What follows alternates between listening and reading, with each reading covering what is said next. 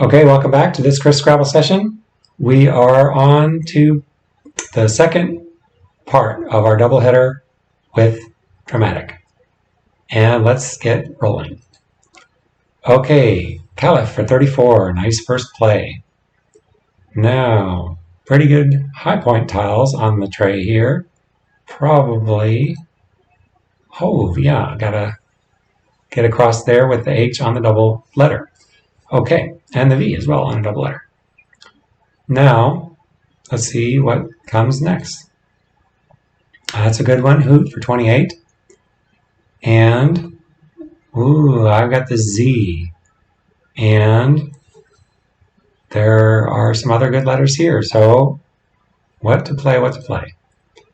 Zag is what I decide. And that is all right, except it opens up some things. So, I think I don't maybe make the best decision here. Let's see what comes next. Okay, well, they didn't get the Z, but tag for 19. Okay, now I have pretty friendly letters except for the J, but that's a high point tile, so what can I get on the board? And I think I wind up just down there. Yeah, that's kind of an unusual word, but it works for that situation. 27 points for 3.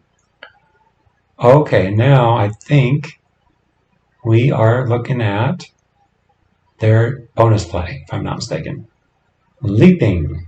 Yes, they are.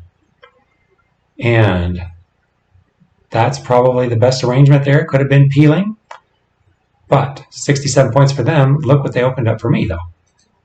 66 points for jilted. So that especially helps when you can match a bonus play right away like that. Okay, so it's almost even 9-point game. Let's see where they go next. Okay, Bort for 23. Okay, and this one was a fun one to see coming too. He knew that a Y would go really well after Hoot, and if he could get up to the double word up above, that would be good. And what do I have here but carry? And it's a 55-point play. And I have a little bit of a cushion. And the C is always a nice play up near a triple word because you can't get to the triple word directly with any 2-letter play on the C. So where do they go next? Tuned, okay, for 21. And all right, I've got a B and a V and some vowels. And Visa, Scary. So these tiles feel really good for me. I'm, not waning very much. It's 66, then 55, then 44. So that's a lot of points in three plays. Well, now they have a nice set of letters, and you never have a big enough lead with this player. So Cola for 12. And what is the best play now? Fear over there, or feet, excuse me. That seems pretty good, 28. And it's an 80-point lead. Now, pretty good letters again. Dip. That was another good spot for some points I had seen. And now, it's 2 U's and 2 A's and an I and a B and a G. So this isn't a great set, but that's kind of a dump more than anything. And that hopefully doesn't open anything up above for the triple words there. It's only 9 points.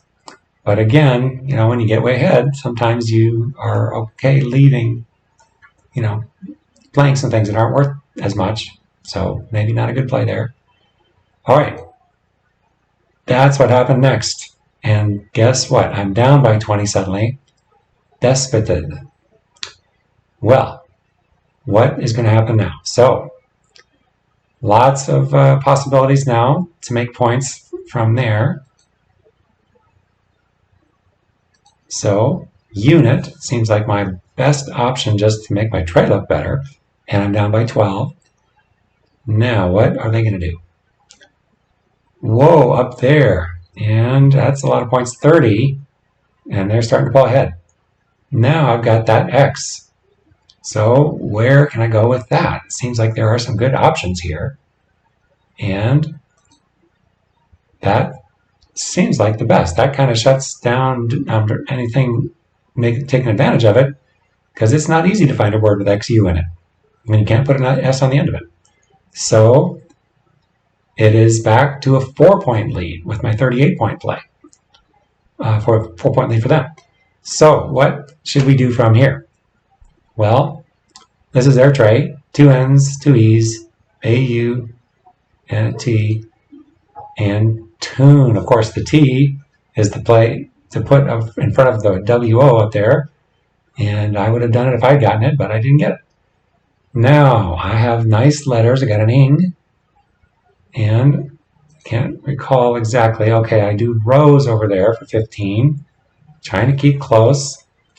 All right, and here they have an EML, but I don't think there's any place to put that. And Lamer, a nice play. They get a board out of that, 21 points. And now, ooh, it's tricky for me. I've got the Q that I've got to get on the board somewhere. And I don't have the U, but I got the I. So I make a setup play here. 9 points.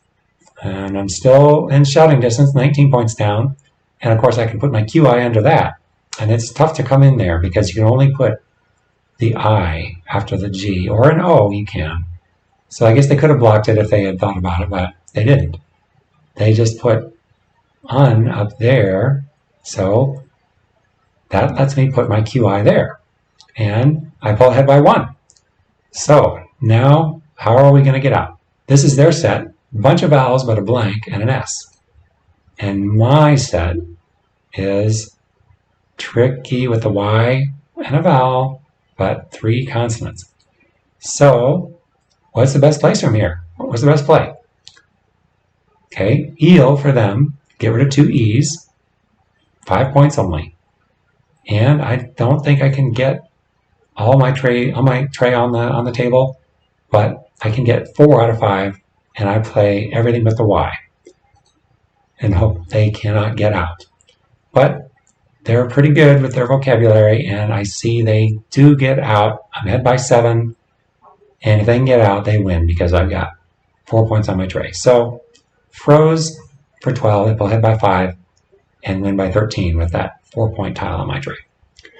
All right, well, the end game was really important there. If anybody saw anything better, I would love to know what it was.